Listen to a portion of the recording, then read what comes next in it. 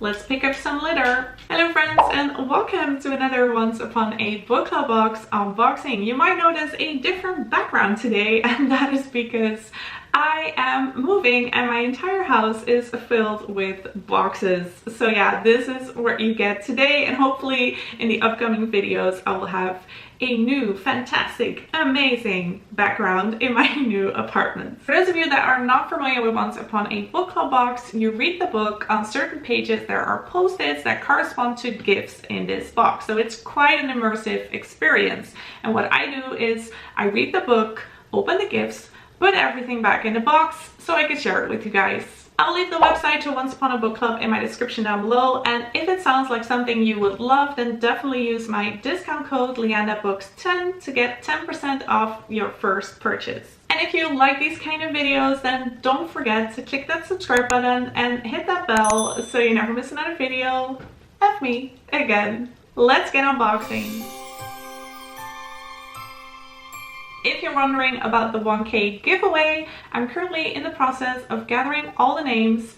I will choose the winner before the end of July. Now let's get to the box. The Once Upon a Book Club June box. I always love the design of these boxes, and I probably didn't mention this because I forget this all the time, but this is the adult box and they also have a young adult box. And that's how the inside of the box looks. As always, I'm gonna first discuss the book with you guys, and then we're gonna open the gifts, and of course I'll also give my opinion on the June box. The book that we got is How the Penguins Saved Veronica by Hazel Pryor. 85-year-old Veronica McCready is estranged from her family and wants to find a worthwhile cause to leave her fortune to.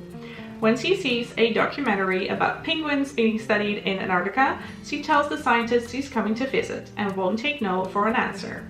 Shortly after arriving, she convinces the reluctant teen to rescue an orphaned baby penguin. He becomes part of life at the base, and Veronica's closed heart starts to open. Her grandson Patrick follows Veronica to Antarctica to make one last attempt to get to know his grandmother. Together, Veronica, Patrick, and even the scientists learn what family, love, and connection are all about.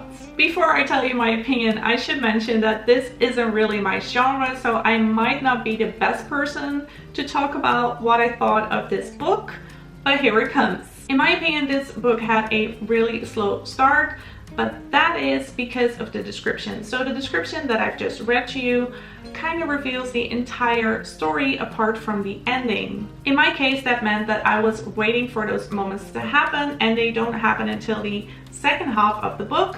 So the entire first half of the book felt like a slow start. The moment that turned for me is when, spoiler, Veronica sends Patrick a box, and in the box there is a journal from when she was 18, I believe around 14 or 15 years old. And the moment that he is reading those diary entries that you get to read for yourself, the book becomes really interesting to me because I love historical fiction. That's also something that I really loved about this story. There was a 85-year-old main character. How often does that happen? How we view old people is addressed in the book by one of the characters called Mike. Old ladies don't belong here. They should be in a centrally heated care home with a TV and a cat. I vote we send her away straight off. So this is the moment that Veronica arrives at the camp in Antarctica. And that is kind of how we view old people. They don't get to go on new adventures anymore. They are frail. They should stay home. But these are the people that have been around the longest and have such great adventures and stories to tell.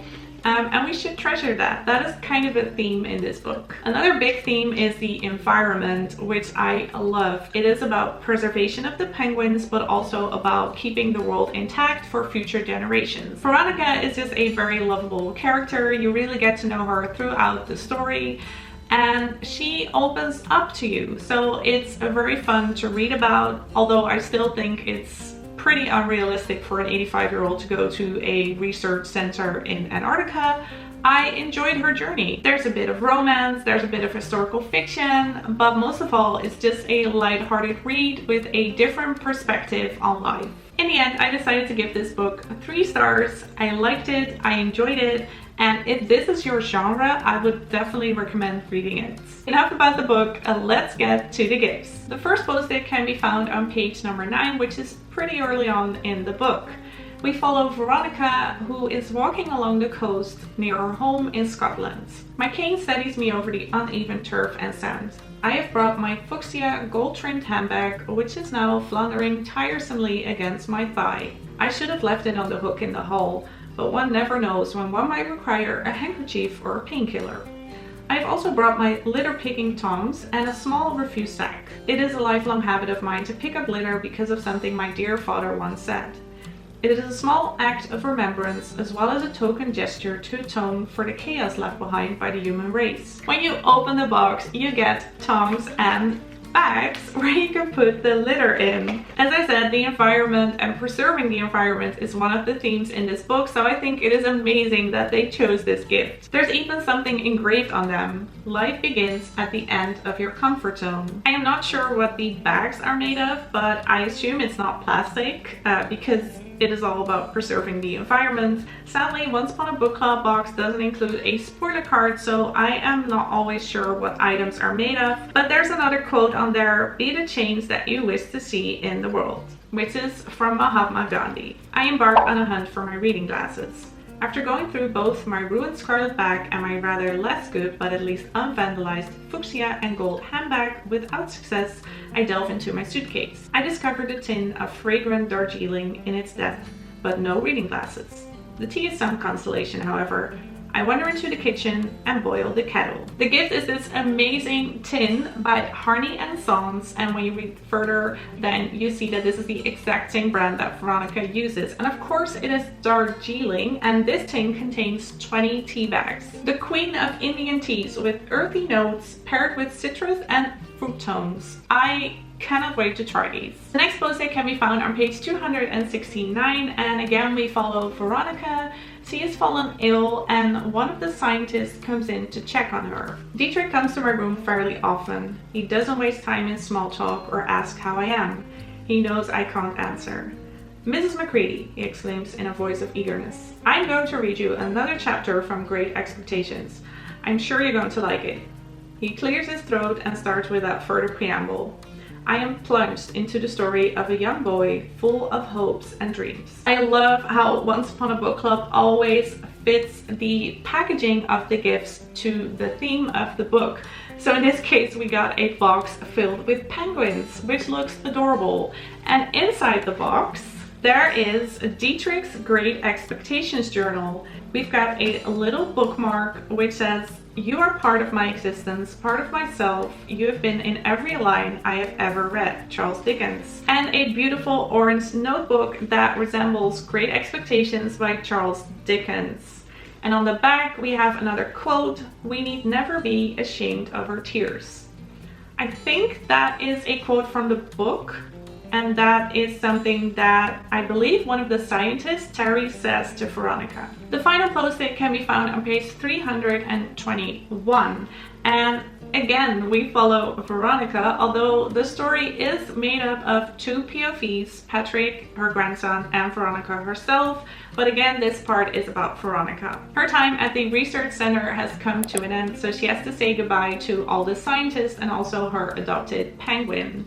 And Veronica carries a locket in which she keeps strands of hair from the people that she loves. I know I will never see this penguin again, this small, stubby friend who has made a world of difference.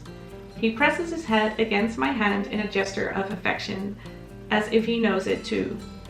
I touch my locket as it hangs there under my many layers of clothes, the metal smooth against my skin. It is tightly packed now.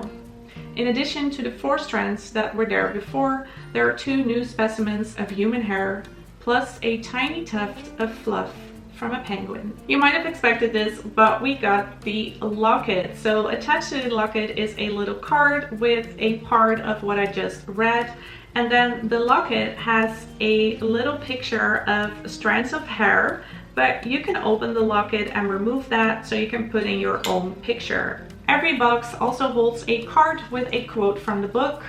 "It's a very long time since I've had an adventure. Then there's the letter from the author. I will give you guys a close-up, so if you want to read it, just pause the screen. And in this box we got an extra item, I believe because of the shipping delay, and it is a beautiful print which says, "Shh, I'm reading." And of course the Once Upon a Book Club leaflet with read-along dates, discussion dates, and meet the author. So what did I think of their June box? Well, overall they did a good job. I liked the book, I liked most of the gifts, and the aesthetic of the box really fitted the theme of the book.